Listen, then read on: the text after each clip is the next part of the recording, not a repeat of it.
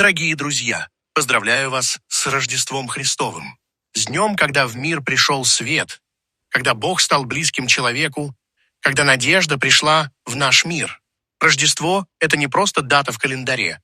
Это напоминание о том, что Бог не остался далеко. Он вошел в человеческую жизнь без власти, без богатства, без внешней силы, но с любовью, которая меняет сердца. Пусть в этот день в ваших домах будет мир.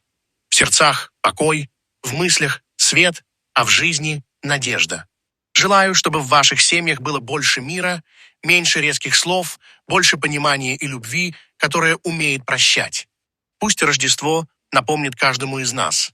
Мы не забыты, мы не оставлены, и тьма не сильнее света. Желаю вам Божьего благословения, крепкой веры, тепла в отношениях и мира в душе и вокруг. С Рождеством Христовым!